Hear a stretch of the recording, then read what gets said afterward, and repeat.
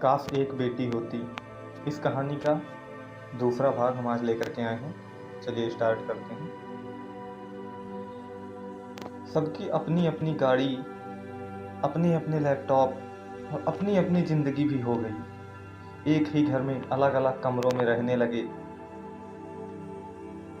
हम जो माता पिता होते हैं अपने बच्चों को वही देने में लग जाते हैं जो हमें नहीं मिला होता,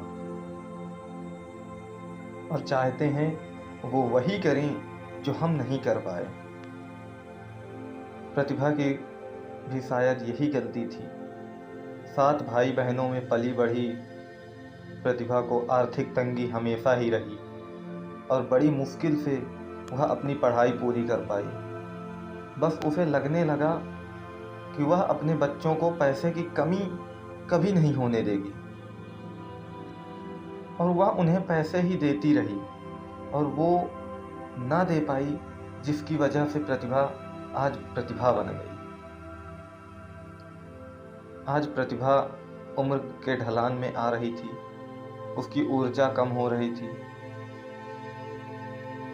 मेनोपॉज हो गया था, शरीर में बदलाव हो रहे थे, जिसकी वजह से मूड स्विंग्स होते। कभी बहुत चीखने का मन करता तो कभी लगता कोई हो जो उससे बातें करे। आज वो रुकना चाहती थी पर साथ कोई ना था। पति ने अपने को ऑफिस और दोस्तों में उलझा लिया था और दोनों बेटों ने अपनी दुनिया बसा ली थी। जहां प्रतिभा का आना जाना मना था, प्रतिभा दिन भर दीवारों से बतियाती या फोन पर अजनबियों से बातें करती, फेसबुक इंस्टा पर अपना वक्त बिताती, कभी सोशल वर्क तो कभी किट्टी में खुद को व्यस्त रखने का प्रयास करती। पर जैसे जैसे रात का अंधेरा बढ़ता जाता, उसका डर भी बढ़ता जाता कि उसे अब घर जाना पड़ेगा। वह घर जाने जहां सब बेगाने हैं, जहां कोई किसी से बात नहीं करना चाहता, किसी को किसी की परवाह नहीं है। प्रतिभा रातों को जागा करती, उससे नींद कोसों दूर चली गई थी। बताने लगी 3 महीने से लगातार वह जाग रही है, पर किसी को कोई फर्क नहीं पड़ता।